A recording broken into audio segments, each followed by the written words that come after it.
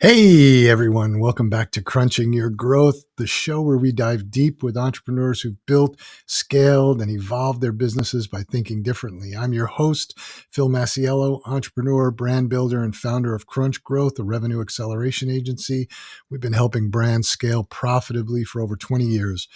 And we don't just teach theory, we write books on it. So when you listen to this show, you're not just getting advice from me and other entrepreneurs, you're getting real world experience, lessons learned in the trenches, wins, losses that shape the playbook we use to help brands thrive.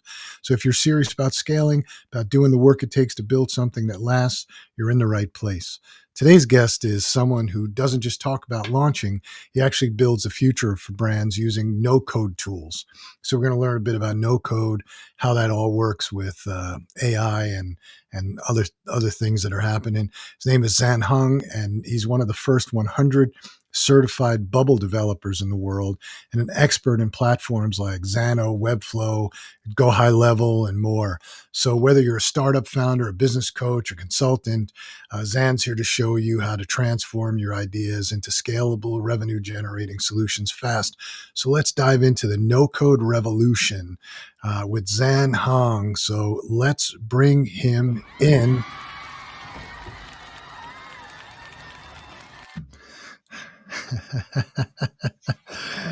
How are you doing? Welcome.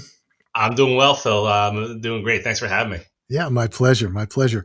So, if you could just go give us a bit of an understanding of your background, what you've done, and then how you got to where you are today. And then I'd like to explore for the audience what no code is and what that means. Sure. So I've been kind of self-employed for so 24 years now, I believe. So a little bit of an accidental entrepreneur, part of a mass layoff and that turned into getting my first client. At the time, I was in the pharmaceutical industry. I always tell people that first go at it was like giving the keys to a Lamborghini to a 16-year-old. Um, because I got like a seven-figure contract, and we executed well. I just didn't know how to grow it from there, right? And so, but I stayed in entrepreneurship, got involved in a number of things, within e-commerce, healthcare, financial services.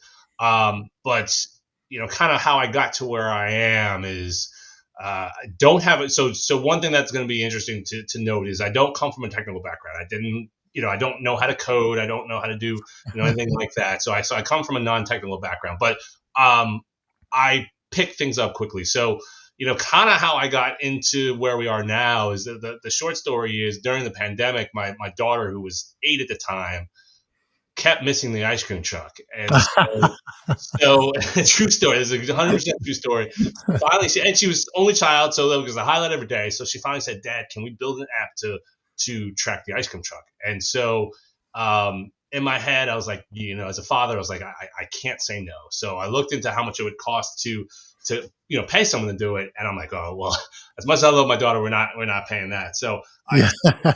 on Bubble, which is probably one of the first no, it's probably the most well-known no-code platform, I should say. And I built the app, over probably took me, a month or two, and never having to build anything, and had never have built anything like it again before. And we actually got it working. One of the cool thing is we actually got a food truck association licenses it from us about 2 or 3 years. So it was my 8-year-old daughter's idea, but that course was probably one of the best investments I ever made, and it's really kind of set me on the course where we are now. Oh, that's great.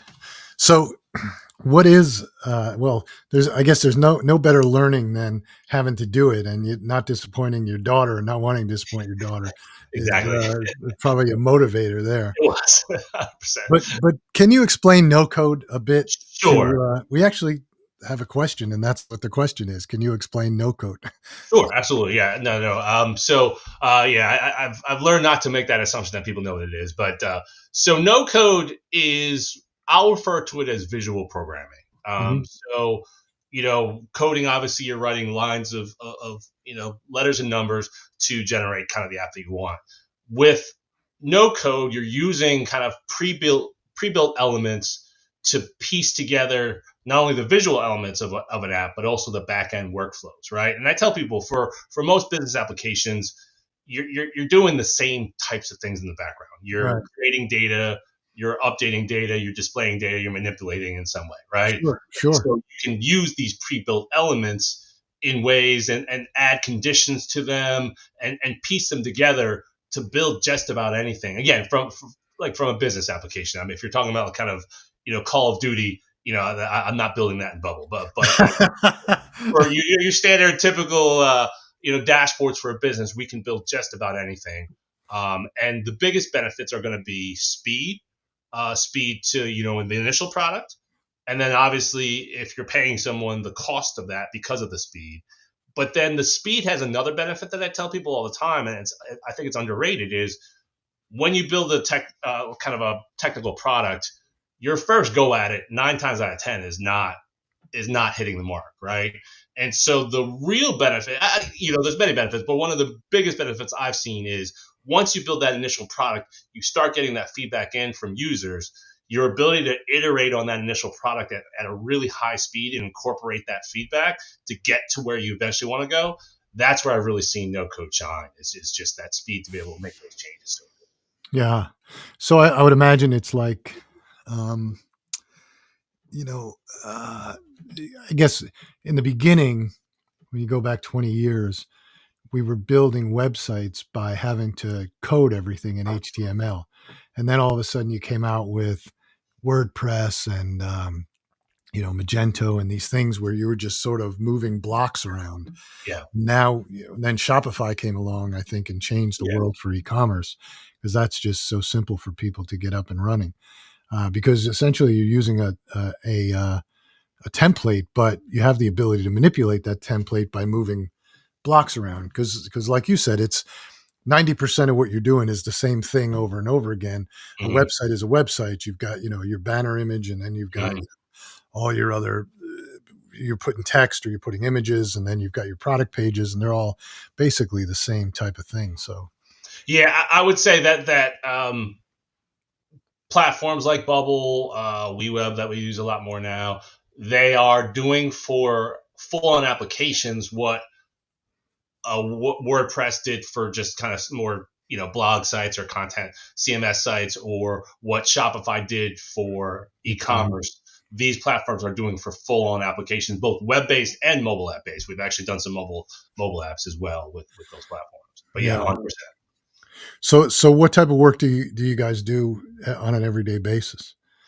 So we're actually doing a lot more in healthcare, right? And so, they always say find your niche to get rich, and you always know that, but sometimes, when I started, we probably just did the shotgun approach to spaghetti against the wall to try and figure out where our niches are.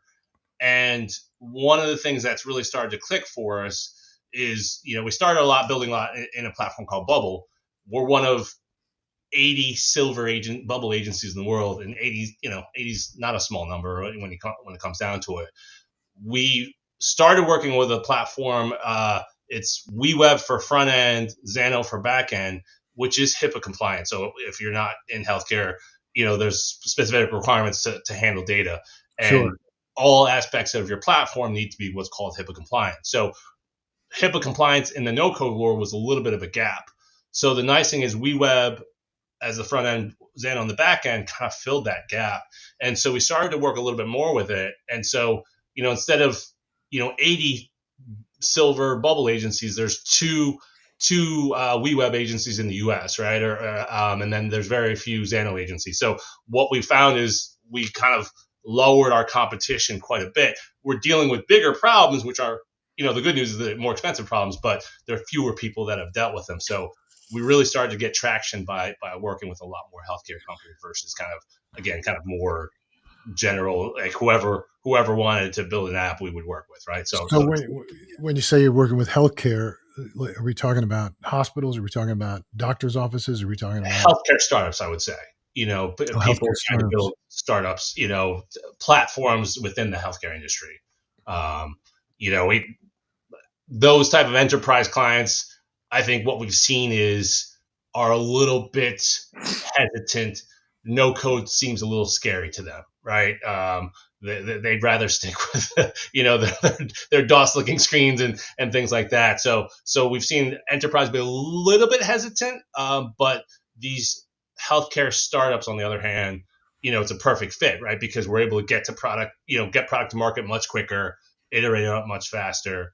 And then, so those are typically more the types of clients that we're working with recently. Yeah, I would imagine that it would be perfect for the startup world because, you want to get your product out there. You Yeah, want to in the fastest and least expensive way of doing it because you 100%. want to you want to test and you want to make sure that you have something that somebody's going to buy. And I guess, over time you could probably build all the bells and whistles that you want onto it if Yep. those platforms, if no code doesn't get it done. And then as they grow bigger and bigger. So it's probably great for that. I personally am not familiar. We don't do anything with building apps like that. We have some partnerships with people who do it, but again, they're building apps. They're building Sure. them from scratch. But Yeah. um, yeah, but you're 100% right. Most of the apps that are out there, especially on the business side, do the same thing over and over again. So Yeah, just in slightly different ways, but it's nothing that no code can't handle, right? So yeah. And so so what's your core business at this point? It's just health. You're focused on healthcare startups. People come to you, or are you trying to get out there? yes. So we um I won't say we're exclusively healthcare, but we've done a little bit with financial services. That was also, we had some other pretty complex apps as well. No shock to you, probably a lot more of what we're doing is in the AI space, and no code plays with AI really, really well because for those that aren't familiar, AI, other than going on ChatGPT, right? I think most people are familiar with that. Most of the time, we can build AI into an application via what's called an API, which is just a way for us to integrate with that platform. So ChatGPT or Google's Gemini, we can do what are called API calls to send it data, get it back, and have that AI do analysis. So a lot of what we're seeing recently are what I'll call kind of these AI knowledge bases, right? Where you're building a knowledge base for a very specific use case, um, and you're feeding it data, and then basically the AI is either recalling the data, large amounts of data, kind of searching through large amounts of data and giving you kind of the information that you need, or analyzing it in some particular way to, write a report or respond to, something. So we're seeing a lot more of those types of applications, which is exciting for us, right? And so, but we're starting to do a lot of more of that work, which again, it shouldn't be a surprise that we're incorporating AI into a lot of the things that we're Oh doing. yeah, I did find out. It's amazing to me. We've been using AI for years now, right? Probably 4 or 5 years. And one of the first places that we started was with content. Uh, Okay, yeah, you know, yeah. create an article about this subject, create an article about that subject. That's sort of the entry in. And then Hmm. we started using it probably 4 years ago for big data analysis, like you said, pulling data in from ads from ad platforms to give sort of an analysis of what's been going on, and that part of it I just love.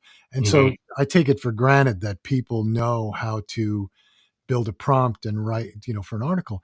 And I was on LinkedIn today, and a friend of mine had written that he tried to build an article for his business, and it was just complete garbage, and he couldn't use it, so he's going to go back to doing it manually. And I responded and I said, dude, let me see the prompt that you're using, because if we've been doing this for 5 years, 6 years with Yeah, with different platforms to build content, and it does. If there's one thing it does pretty well. Maybe you have to double check it, and we always sure. do. And you run it through Grammarly, and Yeah, you yeah. do a couple other things, but it generally writes content pretty efficiently. Agreed. Yeah. And so I looked at the prompt, and it occurred to me that there are people out there that still are really unfamiliar with ChatGPT and how it works and how to write a prompt. Um, They just think that you say, write an article about this and expect it to, you do have to give it a little bit more information. So, but I'll tell you the next interesting thing, and um, this is something we're going after pretty heavily at this point, is about we've had a long-term client, and they're in the exercise, the fitness space, and they one of the largest brands, you would know it, um, treadmills and stationary bikes and all that stuff. And we've had them for a number of years, and these guys rank really high in Google search, really, really high Hmm. in a number of categories. And all of a sudden, about 4 months ago, it just fell, and Yeah. we couldn't figure it out. And we were looking at it, and that was at the same time that Google released the latest version of Gemini. Yeah. And what we realized was that uh, Chat GPT search, or AI driven search, is completely different than Google search. And Yeah. so when we started looking at the data, right, Chat GPT search, just Chat GPT search, has 1.1 billion users a day Hmm. versus Google search, which has 6.6. Now, ChatGPT search has only been out for a year. Yeah. And then Sam Altman made the comment that he wants to out Google Google. Hmm. So then we started looking at how do you restructure content on a site to go into Yeah. ChatGPT, because when you think about Google search, right, we have, you have Google Analytics, you have Google Search Console, you have Hmm. Merchant Center, you have, all these different pieces for Google. You've got your storefront, you got all these different things that are all feeding the content into Google for Google search, right? And but ChatGPT doesn't really have any of that. And Yeah. so you just said, we were building a knowledge base. So I tested it on myself, and I built a knowledge base for me. And I Hmm. took everything I've written, everything, all the books I've written, everything. And I built it into this document, and I fed it into ChatGPT and said, um, take this and use it whenever, Yeah. and it's amazing what it can do once it has all that information. Because if Yeah. not, then it's going to use whatever information is available, openly, right, in Google or whatever. So, to me, the future is, how do we figure out how to get the correct content, Mm. um, in and fed, because we just had to redo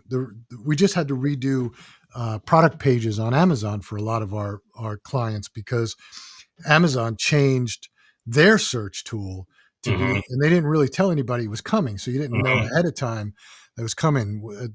Claude, right, and Hmm.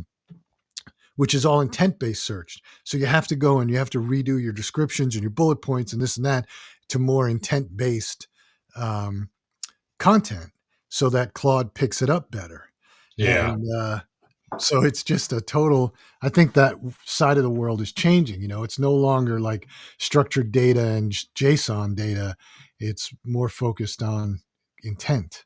Well, the problem too that we're finding is that it's changing so fast. Oh, yeah. Like, we've seen disruptive technology before. I don't think we've ever seen technology that A, moves this fast, and B, literally is designed to improve itself, Every day. Yeah. constantly, right? Like Every day. we've never seen technology like that. And I think that's it's going to be, I always mention, like, is it a Wayne Gretzky quote where, you want to skate to where the puck is going? The Yeah. problem is, I don't think anyone knows where this puck is going. Well, I think yeah. you're gonna have to guess. Like, you're gonna have to take a best guess at where you think it's gonna be. Yeah, Honestly. you're gonna skate to where the puck is going, but you're just the puck keeps going, and Yeah, so you're yeah. just So constantly skating. Yeah, I agree with you. What's interesting is that they did announce um, that they will be putting like some sort of I would imagine it's through an API of you'll be able to link your e-commerce site to ChatGPT to feed the products, so I that did they're see going to that. So they're going to go into like a marketplace where you'll be able to buy right on ChatGPT search. So that'll be interesting. That will Yeah. be, totally interesting. And then obviously they'll have payments. But we made some changes to a couple of different sites, and it had immediate. It had an immediate reaction. We've gotten some sites where, when you analyze where the traffic is coming from, where the sales are coming from, we've got traffic and sales coming from ChatGPT at this point, ChatGPT Yep. search, as Yep. well as Google and Yeah. and all that. But it's just amazing what's happening in that realm. Well, and you've seen, which is not necessarily good for the little guys, is like with searches now, a lot of times you never make it to a website. The AI overview gets you what you need, and so you never get to the underlying site, right? I mean, if you're purchasing something, I think that's a little bit of a different story. But as far as if you're asking a question in a search engine, it used to be okay. Let's go to the first result and go to that site.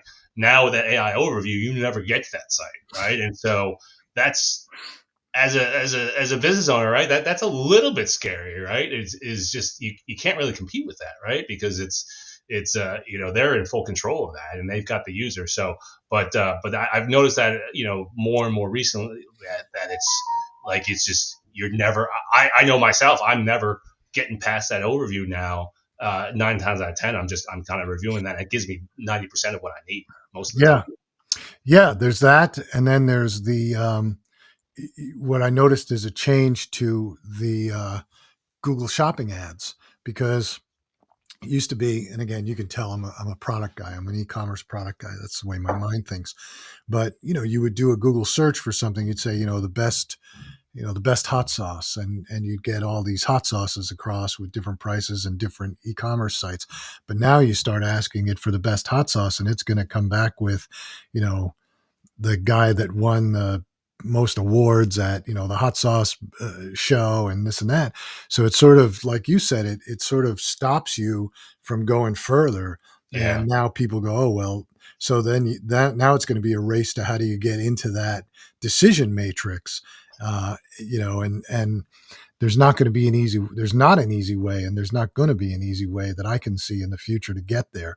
You have to really build a knowledge base, build some Google notebooks, and get that information into AI.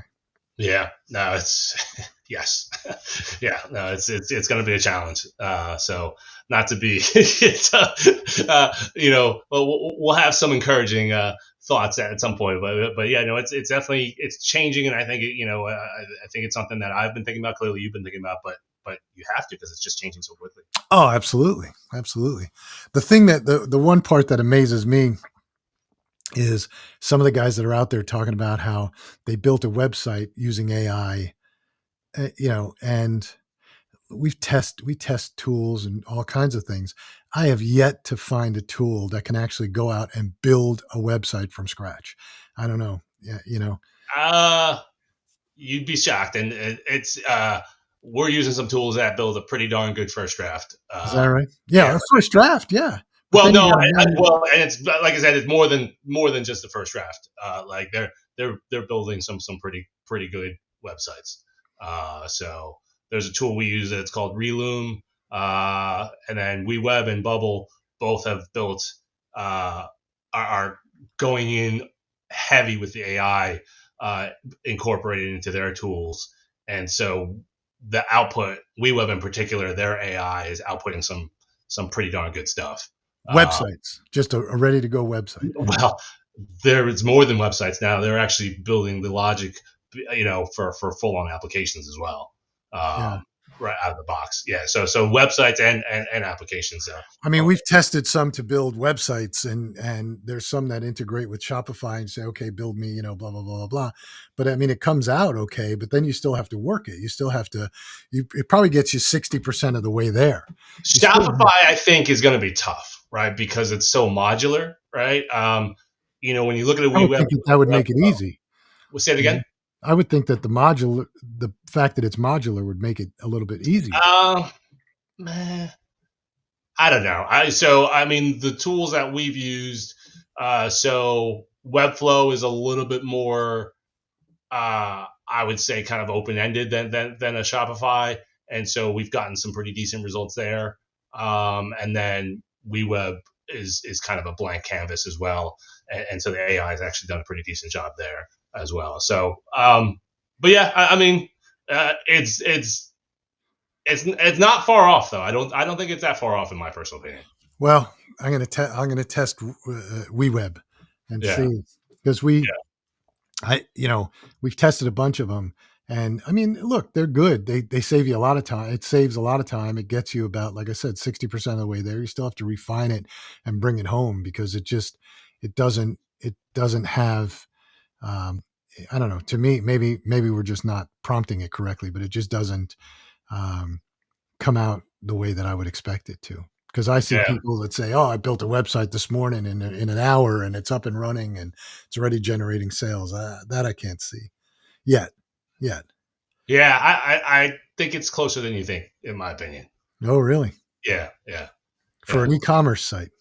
For an e-commerce site, I mean, not a content site. I think content sites, I could see it popping that up pretty quick. yeah, I think e-commerce isn't wouldn't be. Yeah, to be for full disclosure, I haven't tried a full on e-commerce site, but we have. I have messed around with the prompts from a full on like application, like dashboard type application, and it's actually done a pretty decent job with that. Great. I'm going to try WeWeb and see if it Yeah, yeah, see if no, it gets me where I want. that's a good one I would say to try if you're looking for something that could.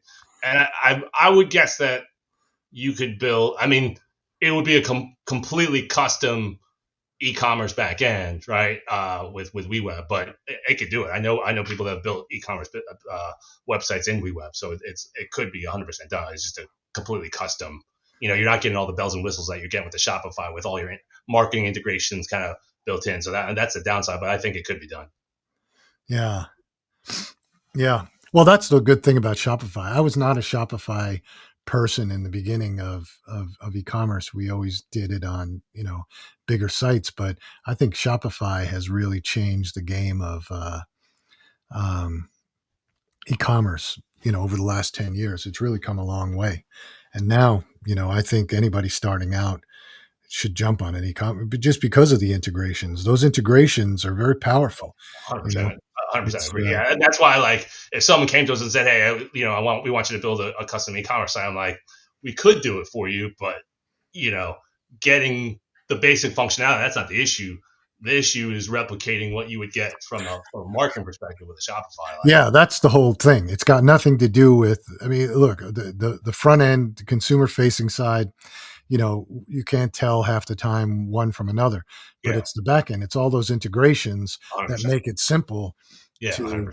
Yeah, but they just came out with an AI piece to help you build your website even faster. So, which Not a works shot. That's works not a pretty shot. well. Yeah. Yeah. No, it'll be interesting to see how far they take that. So, Yeah. um, Yeah. yeah. 100%. So, um, yeah. So where do you see the future for you? Where do you see the future heading for you? Look down the road a year, because let's face it, everybody talks about AI and changing the face of what's happening. Certainly in our side of the industry, in the marketing side, there's a lot of things going on, and it's definitely changing and having an impact on business. What do you see for you? Yeah. So I'm not gonna lie, AI concerns me, right? So what is nice about what we're doing is we're dealing with a little bit more complex problems, which I think gives us a little extra time, right? Like I think there's some problems that we're tackling that I know I wouldn't necessarily trust with complete AI. Give the reins over to AI. One of the areas that I've started to explore, and I think I want to take us down is it's not it's basically the same thing we're doing. It's just a little bit of a different output, right? As opposed to kind of a full on application. One of the things that we're getting into, and I've been testing out for myself, I always make myself our first guinea pig when I'm trying to pivot, and it's really just these AI agents, right? So you know and a lot of times it's multi-agents, basically, taking these complex tasks, breaking it down and giving kind of a small piece of a task to an individual, like very specialized AI agent. and then chaining them together with kind of the head AI agent, right? That kind of directs everybody. But that is an area where, because I see, for the reasons that we talked about, is what we do eventually will get, will become obsolete because of AI, right? Yeah, So sure. what I'd rather do is figure out, okay, so maybe something that's a little less replaceable is helping businesses utilize AI in new innovative ways. And I think these AI, kind of these multi AI agent setups, that basically we can have it do. So right now, what I'm doing right now is building one for myself that's connected to my inbox, and basically I have multiple flows based on the type of email to basically handle my inbox, and it's actually been fantastic. So my inbox is actually clean. I can actually keep my inbox clean for the first time in probably ever. And so that's an example. Another example is e-commerce, right? So actually we built, as you know, we have a couple of e-commerce uh, properties ourselves, and so I actually built an e-commerce agent that can take inbound requests, look up their order, via a WooCommerce integration or a Shopify integration, give them, an update on the order, give them their tracking information, things like that. And so, we can integrate basically an unlimited number of tools and build out pretty complex workflows over time. So I think that's an area that I think we're really looking at, to move to. And again, from our perspective, the skill set is not that different from what we're doing. It's just the output, as opposed to kind of a UI UX on the screen, is the output is just actions, right? Like it's just doing actions as opposed to having to interact. And so I think that's an area that I think has a lot of potential, because a lot of what you just said, you said earlier, is there's a lot of people, believe it or not, that don't know how to prompt, ChatGPT to do what it needs, right? So if we can build out something completely done for you that allows them to benefit from AI, if they're a business owner, I think that still has some value, at least for now, until we all have to go on universal basic income, because no one, every job has been outsourced. But yeah, those AI agents, I think, have a ton of potential, at least until that gets outsourced somehow. Yeah, I agree with you. And you just said something, and now I lost it, and I was just gonna talk Sorry. about it. No, that's all right. It's not your fault. But it had to do with anyway, it'll come to me. But I think, for us, it's changing every day. The thing that I don't like is there are these platforms out there that are like, oh, you plug it into your website and it'll run your ads for you. And all it really does is take whatever content is on a product page and create an ad and put a background to it. And it's just not so inauthentic, and it's just not a good way of running ads. And I think it's sort of a dangerous situation, because people use them and then they fail. And then, you got to start again, because you've wasted all this time and money. Yeah. And it's true. And, Yeah. but there's a lot of products coming out, new, bright, shiny things that everybody seems to be jumping on. But, how many of them really work? I'm not. Well, I would say that's one of the things that I've thought about in doing what we're doing, is more of a kind of a concierge type service, because a lot of the tools I've used, to your point, they just don't work the way I want to, right? And Right. so building in and starting from the ground and saying, okay, what should this process look like? And then building the agent to that, as opposed to trying to build your process and make your process fit kind of a pre-built tool. I think there's a market for that. Granted, it's going to be a more expensive solution than kind of your typical SaaS solution, but I think that is a different approach that I think has value, especially for someone that understands kind of what that can do for them. Yeah, I think that you have to understand what you want AI to accomplish for you before you go out. The problem I have is there's a lot of false promises out there with what AI is doing and what it can do, and then people jump on it, and they start paying money to these apps, and all these apps want to sign you up for a year, so you're locked in for a year, paying a couple of $1,000s, and then you come to find out it doesn't work after 2 months, and then you're stuck. Yeah. Which Yeah. is and a lot of people don't really know. They just hear AI and they think, oh, well, that's easy. AI will run my ads for me and I'll save money.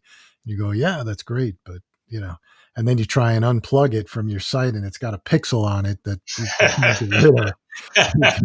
You can't get rid of it, and you got to go in there and like forcibly remove it. Yeah, yeah, Uh, yeah, absolutely. But no, I mean, I think oh yeah, now I remember what I was going to say. yeah, You're a go high level guy too, right? yeah, it's something that we use for ourselves, and a lot of times we'll use it in conjunction. A lot of times we'll use it in conjunction with something else we're building, right? So a lot of times we'll build them an application, and I tell them like instead of having us build you a custom CRM, we can integrate that and go high level. Not everyone loves it. I personally like it quite a bit, but it's got quite a bit of functionality, and so a lot of times we just lever the built-in functionality of go high level and then build on top of that. Yeah, we just switched. We were using Zoho for a long time, and then we switched to Go High Level not too long ago. But the thing that I like about it is that they have a lot of AI built into it, or Yes, there's a lot of AI integrations yes. for some of the things that you're talking about, which is inbound calls, outbound calls, inbound leads, outbound lead responses, that type of stuff. Yeah, what I have found with it's a good kind of go high level is a great generalist, right? Like they are good because it's an all in one. And so I like it for that reason.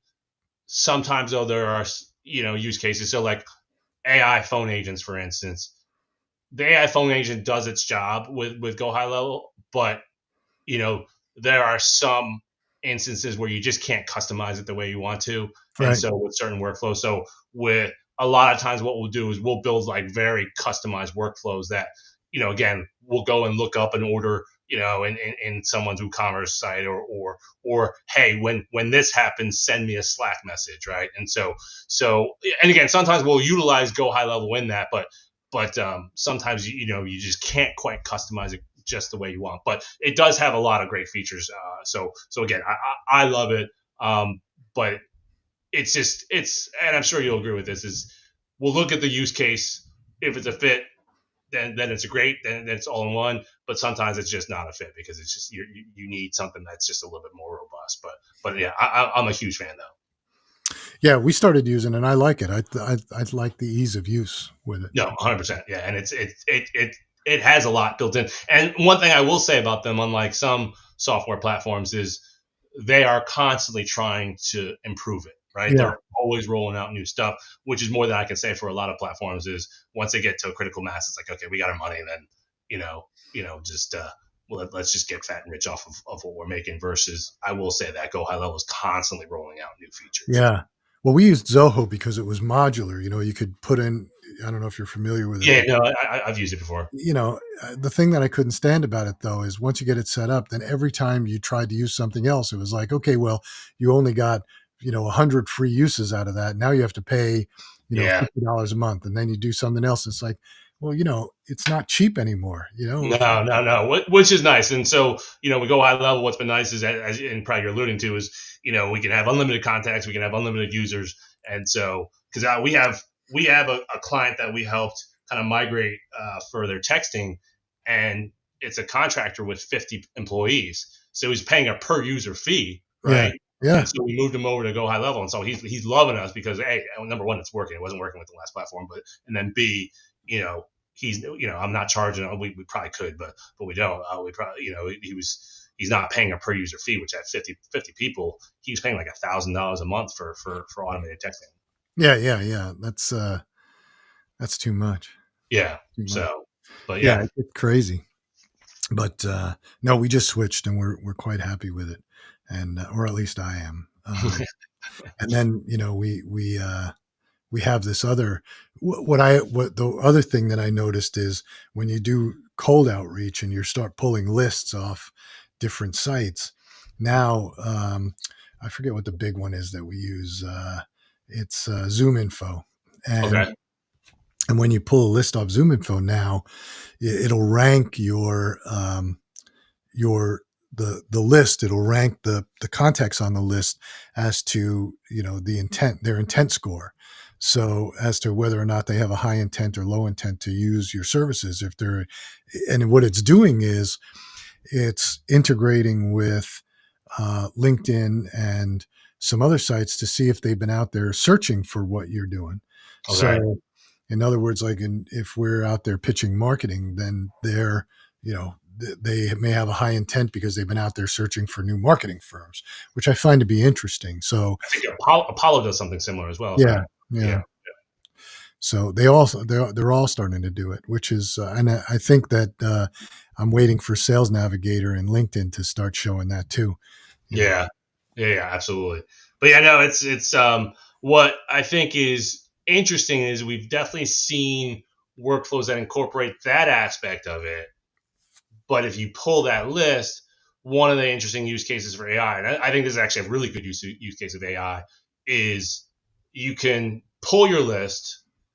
You can then use existing data to then do deep research on that contact, oh yeah, and then take that deep research to then write a highly customized message to that user. So now cold email outreach, where it's cold because it's really you're using the same message to everyone. Now you can really you know use AI to write a highly personalized message at scale, which that's the only way you can do that is with AI, right? oh yeah.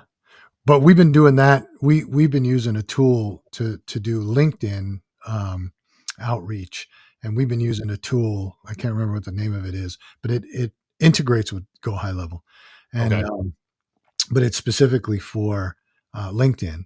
And you essentially pull your list. So we break it down into segments. So for example, if we're looking for e-commerce food, for example, or e-commerce beauty, right? We'll break it down to skincare, body care, face care, blah blah blah, and then you take that list and we'll put it in, and it will create highly customized. So all you're building is really the workflow. You're not Hmm. building you're building the content anymore. Hmm. And so we never do. I think that outreach, the pitch has just people have forgotten how to pitch and they're so stupid about it. And they Hmm. just, I don't know about you, but I get pitched on LinkedIn probably 20 Yeah. times a day and they all stink. They're just horrible. Yeah.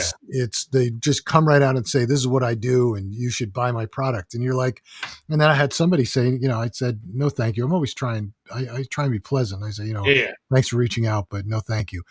And then this one person responded back and said, well, can you, give me a referral to somebody else? I'm like, I can't give you a referral. I don't know you from Adam, and like, that's silly.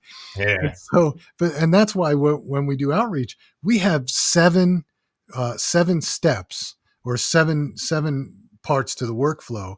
And, you know, we don't even tell them what we do until like the sixth step, and then the seventh step we're asking for a meeting. The first Hmm. five steps we're giving them information and we're doing stuff. We're just trying to build a relationship, Hmm. and we get better results than if I just said, hey, we're an award-winning marketing agency, buy my Hmm. product. Like, Hmm. it doesn't work. you Hmm. know Hmm. why should I do business with you? Yeah. you know Absolutely. Actually, just that's some shameless self promotion, but that's why I wrote this book, my new book, which is the why behind the buy. How to connect with your customers before you sell them, and it's applicable to B2B, B2C, e-commerce, whatever. That's why social media is so powerful, and that's why I think some of the AI tools out there that build posts and things like that aren't good, because you have to be a little bit more authentic, and you have to be able to get a relationship with your customer before they're going to buy your product. So Yeah. anyway, that's where. So any parting words for entrepreneurs?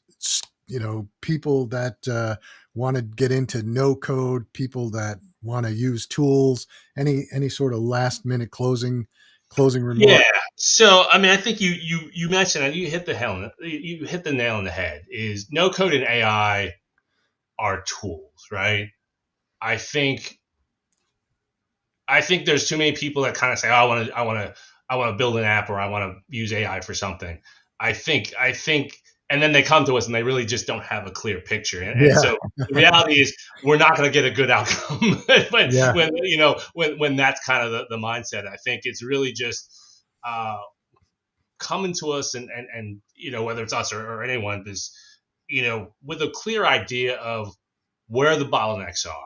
What does that ideal workflow look like? And so where, what's the low hanging fruit to really free up you and your staff to do kind of higher thought processes, right? You want to clear your staff up to of of the minutia of these administrative tasks, and trying to free them up so they can do stuff that only humans can do, right? And so I think a lot more entrepreneurs should take that time to, whether it's like a process map, right? Just taking the time to map out their current processes, figure out where those bottlenecks are, and then I think what'll become abundantly clear are the opportunities to use tools like no code, tools like AI to kind of unblock those bottlenecks, and really, I think that's where I think the magic happens, is solve problems first and then select the tool to solve that problem. And Yeah. again,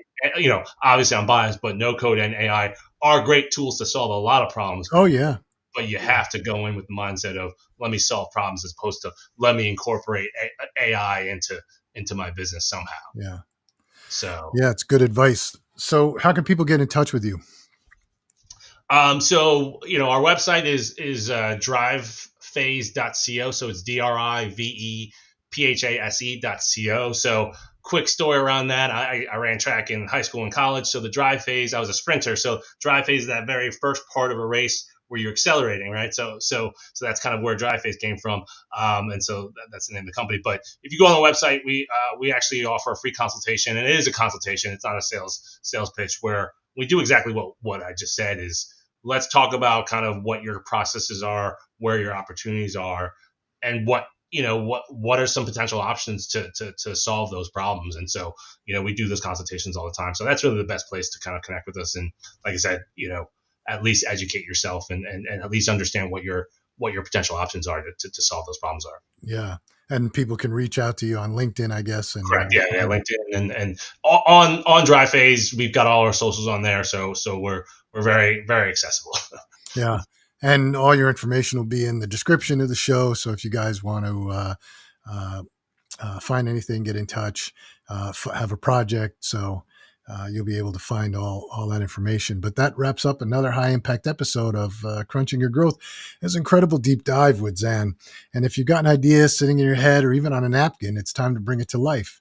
No code is no longer the future. It is happening right now. So to connect with Xan, learn more about his work, explore how he can help your business scale fast without heavy development costs, check out the links in the show notes. You just heard, go to drivephase.co. And as always, if you love today's conversation, share it with a fellow entrepreneur and subscribe for more weekly insights right here on Crunching Your Growth. So as always, keep growing, keep iterating, and remember, the best strategies come from those who've lived them. So see you next time.